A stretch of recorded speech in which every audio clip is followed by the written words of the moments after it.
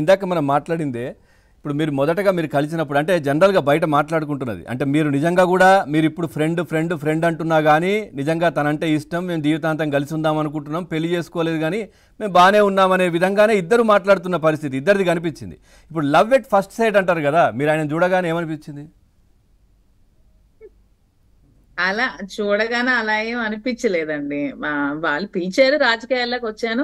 నాకు రాజకీయాలంటే చాలా ఇష్టం కాబట్టి, ముందు నుంచి జగన్మోహన్ రెడ్డి గారంటే అభిమానం కాబట్టి, ఎలాగ నాకు ప్రజలతో ఉండడం ఇష్టం కాబట్టి ఒప్పుకొని రాజకీయాల్లోకి రావడం జరిగింది. అలా లవ్ ఎట్ ఫస్ట్ సైట్ అలాంటివి ఏమీ లేవు. ఎందుకంటే మీరు మొదటగా మాట్లాడిన దాంట్లో చాలా అంశాలు అంటే మేము అడల్టరీ ఇవన్నీ మీరు తర్వాత గూగుల్ చేస్తే మీకు అంటే అది తెలిసిపోతుంది. చాలా మిస్టేక్ గా తీసుకుంటున్నారు. నేను మిస్టేక్ కాదు, ఏమన్నానంటే దాని అర్థమే అది కదా.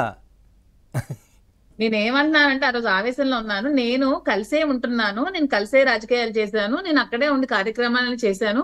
మీ వాడుక భాషలో అది లివింగ్ టుగెదర్ అంటారంటే, మీ వాడుక భాషలో లివింగ్ టుగెదర్ లివింగ్ టుగెదర్ అంటే పెళ్లి కానీ చిన్న చిన్న పిల్లలు ఉండి చేసేది. మీ వాడుక భాషలో అది అడల్టరీ అంటారా అంటే అడల్ట్స్ అని అంటారా అడల్టరీ అంటారా అనుకున్నాను. దానికి అంత ఆ అదొక అంత మాధురి అని గారు నాకు మీరు మీరు తెలియదు. ఆలోచన చేయకుండా మీకు తెలియకుండా మీరు మాట్లాడేవారు మీరు కాదు. మీరు అమెరికాలో కూడా ఉండి వచ్చారు అంటే మీరు అక్కడ కూడా ఉన్నారు, మీరు మంచి చదువుకున్న వ్యక్తి, మీరు ఇవన్నీ మీకు అన్ని తెలిసినవే, సమాజం గురించి చూశారు, మీకు తెలియకుండా అన్న విషయం అయితే కాదు, అవునా?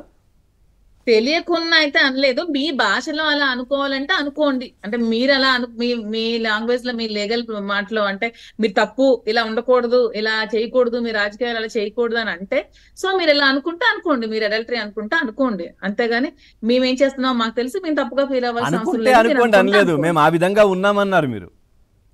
అడల్టరీ అంటే అనుకోండి అన్నానండి. మీరు అనుకోండి కరెక్ట్ గా కాదు, చూడండి. వింటారా? అవును. వింటారా ఇప్పుడు?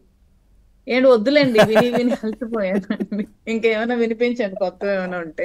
మరి మీరు అన్నారు, అదే అంటున్నాను నేను. లేదండి ఆవిడ అంతా, నేను అలా అంటే అన్నానంటే అలా అనుకోండి అన్నానంటే. సరే, అయితే ఇప్పుడు నెక్స్ట్ ఇప్పుడు ఈ అక్కడ వాళ్ళ అంటే ఖచ్చితంగా కోర్టుకి వెళ్ళి చూసుకుందాము ఈ డైవోర్స్ ఇవన్నీ ఏంటి అన్నట్టుగా కూడా అటు వాణి దగ్గర నుంచి వస్తున్నటువంటి విషయం. సో ఈయన మాత్రం నేను కోర్టుకి డైరెక్ట్ చూసుకుంటేనే మంచిది. అసలు ఫ్యామిలీకి సంబంధించిన విషయాలు ఇప్పుడు హిందూ సాంప్రదాయ ప్రకారం పెళ్లి అనే వ్యవస్థని హిందూ సాంప్రదాయం పెట్టింది, అంతేనా? అదే అదే హిందూ సాంప్రదాయం డైవోర్స్ అనేది ఎందుకు పెట్టింది? చెప్పండి మీరే. డైవోర్స్ అనేది ఎందుకు పెట్టింది అంటే, ఒక భార్యాభర్తల అండర్స్టాండింగ్ లోపం వచ్చినా, ఇరువురికి మనస్పర్ధలు వచ్చినా విడిపోవడానికి కూడా ఒక అవకాశాన్ని ఇదే మనకి కల్పించింది. ఇదే హిందూ వ్యవస్థ మనకి అది కూడా కల్పించింది, డైవోర్స్. సో ఇలాంటి ప్రాబ్లమ్స్ ఏమైనా వస్తే నిజంగానే లీగల్ గా వెళ్ళి తేల్చుకోవాలి, కానీ ఇలా రోడ్లకి బజార్కి ఎచ్చుకొని జీవితాన్ని నడు రోడ్డు మీద పెట్టుకొని ఇలా చేయాల్సిన అవసరం లేదండి.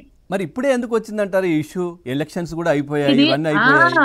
అదే కరెక్ట్ పాయింట్ కి వచ్చారు. అసలు ఇది ఇప్పుడు వచ్చిన విషయం కాదు, 2 years నుంచి నలుగుతున్న విషయం. ఇప్పుడే ఎందుకు తెచ్చిందంటే, ఇప్పుడు అధికారంలో మేము లేం కదా, ఏం చేసినా చెల్లుతుంది కదా, మా మీద ఎలాగైనా చేలాయించవచ్చు. ఎందుకంటే శ్రీనివాస్ గారి మీద ఎదుర్కోవడానికి ఇంతకు మించి ఏం ఉండవు. ఎందుకంటే కరప్షన్ ఉండదు, భూ కబ్జాలు